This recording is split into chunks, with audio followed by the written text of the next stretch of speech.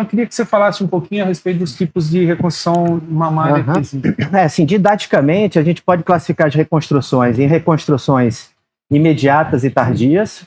Imediatas são aquelas que são feitas concomitantemente com a cirurgia de retirada da mama, seja uma mastectomia ou uma cirurgia conservadora, como você falou, uma quadrantectomia, uma segmentectomia, uma tumorectomia.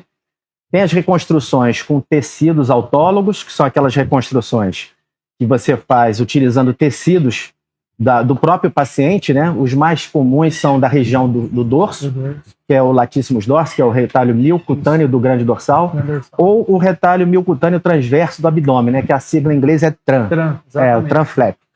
Então, assim, retalhos miocutâneos em casos de mastectomia, retalhos locais em casos de cirurgia conservadora, né? E as reconstruções com esses materiais aloplásticos, né? Com os implantes, os expansores, as próteses, né? E também podemos dividir em reconstruções com técnicas mais elaboradas, que são as técnicas microcirúrgicas, que é o que tem assim de mais moderno, né?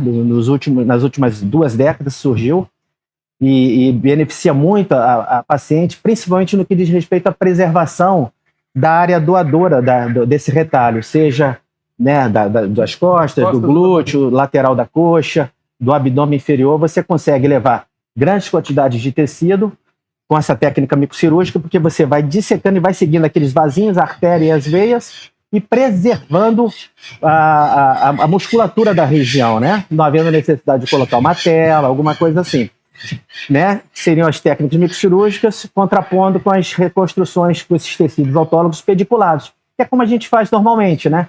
Esses retalhos do abdômen inferior, do dorso, né? Que é o grande dorsal. Você faz sempre trazendo esse tecido para a região ali da mastectomia, mas sempre havendo uma comunicação, né, do tecido com a área de onde ele está vindo, que geralmente é uma artéria que está dentro de um músculo. Então, são os retalhos pediculados. Pessoal, chama a atenção nisso, que é o seguinte... Não sei se eu me... Não, respondido, né? Mas chama a atenção nisso, que é o seguinte, olha, essa técnica dos retalhos é uma técnica que tem que ser feito com um cirurgião habilidoso, não é, Bernardo? Porque se você perder o suprimento sanguíneo, aquele retalho fica comprometido e você aí vai provocar uma outra cicatriz na mulher. Né? Então, aí você causa uma morbidade na própria mama que você estava tentando melhorar e na área doadora, que ela não tinha nada, né? E por isso que é importante, pessoal, na escolha do cirurgião, fazer com um cirurgião que tenha uma larga experiência, que mexa com uma grande quantidade de reconstruções pelo mês ou pelo dia, pela semana, né? Então, por isso que é importante. Como a gente falou de reconstrução com prótese de silicone, a gente falou com reconstrução do próprio tecido do paciente. Como é que é decidido isso, Bernardo? Qual o tipo de reconstrução que vai ser feito? Então, essa escolha leva em consideração, Spila, normalmente vários fatores, né? Geralmente fatores inerentes à paciente. A gente pode dividir em fatores inerentes à patologia, né, ao tumor, vamos chamar assim. Então, assim, o tamanho do tumor, né, a relação desse tumor com a mama, se é uma relação favorável ou desfavorável, um tumor menor numa mama maior, ou um tumor grande numa mama pequena. Então, assim, o tamanho do tumor, a localização é muito importante.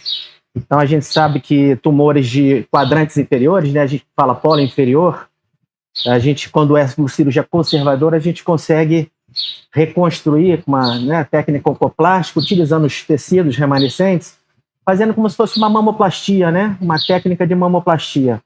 Então, tumores centrais, você também tem uma outra técnica que você consegue montar a mama. Os tumores de pólios superiores são tumores mais difíceis, assim, né? Mas é sempre possíveis também de reparação com uma qualidade muito boa de resultado. Então, assim, o tumor em si, a localização do tumor, se esse tumor é único, se esse tumor ele tem mais de um ponto ali no quadrante, ou se ele está espalhado pela mama, ou seja, se ele é multifocal, multicêntrico, né? Em relação à questão muito importante também nas reconstruções imediatas, né? Como a gente fala assim, a qualidade, né? A espessura da pele ao final da mastectomia, né? Que a colega mastologista entrega para a gente. Sim. Então, a gente é muito refém, é muito dependente disso. Então, você tem que avaliar Porque se tiver uma espessura, se tiver uma boa espessura, você vai conseguir, por exemplo... Às vezes você é obrigado a abortar e fazer uma técnica diferente. Então, via a espessura, se essa pele está com uma boa cobertura, né, de gordura, não precisa deixar tecido glandular. Mas, às vezes, um dedinho ali de gordura para o cirurgião plástico é muito interessante. É isso mesmo. Né? Então, porque você evita aquele aspecto de esqueletização da mama, né? E às vezes a paciente pode ser encaminhada à radioterapia, o que vai causar mais contratura. Isso faz toda a diferença no sucesso, né? Porque se você faz uma reconstrução numa mama que não está preparada para aquilo, a chance de você ter que retirar depois, por exemplo, uma prótese de silicone, é muito grande, né? E aí a mulher tem aquela história de... Isso já aconteceu comigo em consultório várias vezes. Olha, eu fiz, mas eu tive que tirar. Eu acho que é um duplo trauma no final das contas. Exatamente. Porque é uma segunda perda, né? Chegar a retirar a esse ponto realmente é o extremo, né? É a perda da reconstrução. Mas eu tive vários casos aqui. Mas, assim, às vezes a qualidade estética do resultado, nesses retalhos que são muito finos, causa um aspecto artificial, né? Pouco natural, que também não agrada, não só ao paciente, mas ao cirurgião também. Então, você avalia essas questões ali no transoperatório, né? Então, assim, a espessura, se esses retalhos estão sangrando com adequação, né? Estão com uma boa perfusão sanguínea, porque nas reconstruções, as mobilizações de tecido são maiores. Então, os riscos, assim, vamos chamar de necrose, são maiores. Não quer dizer que aconteçam, né? Não acontece de rotina comigo, mas são maiores por conta da mobilização. E tem os outros fatores que são relacionados vamos dizer assim, ao tumor em si, né? Eu falei dos fatores ali da cirurgia, né? Pós-mastectomia, tumor, mas tem em relação ao tumor em si, né? Então, o tipo histológico do tumor, se é um tumor de baixo ou de alto grau, se é um tumor triplo negativo, se é um tumor HER2 positivo, vai precisar de uma quimioterapia, né? Adjuvante. Então, assim, a necessidade, às vezes, de começar uma adjuvância logo após a cirurgia, você tem que pensar nisso, você não pode ter problemas, assim, com dreno, com cicatrização, porque aí você acaba, às vezes, atrapalhando... Você acaba atrasando o tratamento adjuvante. Então, você tem que ter essa conscientização também. Né? E esses aspectos relacionados a perfil molecular do tumor, né, como eu falei, então, uma série de fatores que você leva em consideração na escolha da técnica. Veja bem, quando eu estava na residência, a gente não... Óbvio que faz 30 anos atrás, então isso é uma coisa muito nova, né?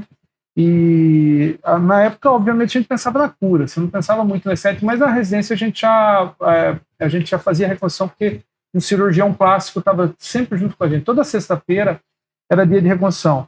E a gente tinha sempre, assim, olha, uma discussão no momento ideal. Não sei se ainda persiste a discussão hoje, né? Qual que é o momento ideal para fazer a reconstrução? E eu me lembro bem que a conversa dos chefes, ao tentar na residência 30 anos atrás, era para fazer a reconstrução tem que esperar tempo. Tem que esperar no mínimo de 2 a 5 anos. Era essa conversa há muito tempo. Hoje é feita reconstrução imediata, né?